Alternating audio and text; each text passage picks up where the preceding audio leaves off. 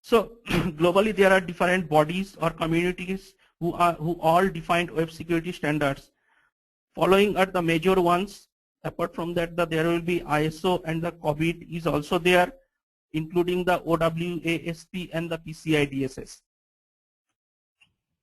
So let us look at the COBIT. COBIT is more of the like information technology and management, and like with regard to the IT governance at the organization level, and it's a more of the risk management framework.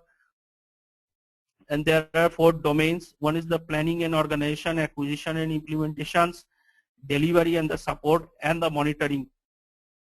Also, they are typically used as SOX control framework, as well as that like other ISO standards.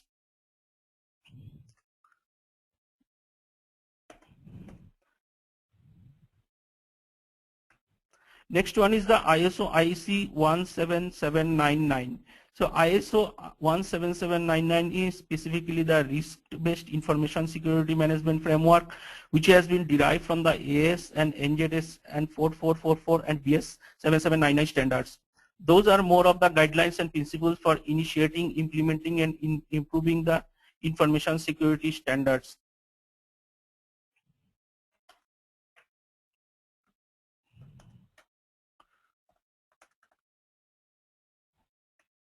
Next one is the OWASP standard. It's an Open Web Application Security Project. I think most of you might be aware about that one. It is a not-for-profit organization which actually focus on the improving the security of applications. It's an open and free software community which do the security related exercise, but it has got the acceptance industry-wide.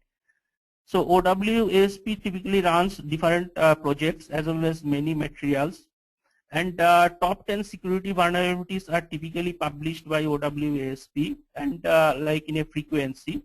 Currently it is more of the like 2010 OWASP security vulnerabilities and the standards are being followed. Welcome to Go-To Web Events Made Easy. And also comply with some COBIT controls as well. Next is the PCI DSS. The PCI DSS is the security standards for the payment card industry. And with relevant to the payment card data security, this PCI DSS is an open global forum.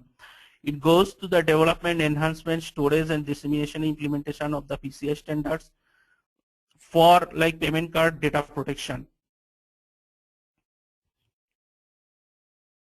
So payment card industry actually revolves around this PCI data standard. So anybody who wants to like develop any application, or any organization who wants to develop any application and wants to like accept those cards as a payment type, are contractually required to ensure that they are PCI DSS compliant. So PCI DSS is mandatory for the insurance and the banking application.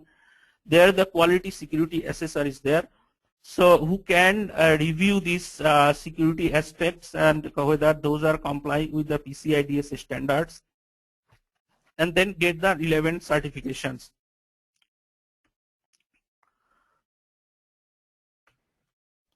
Now let us see what are the web application vulnerabilities. One is the broken authentication and session management. Next one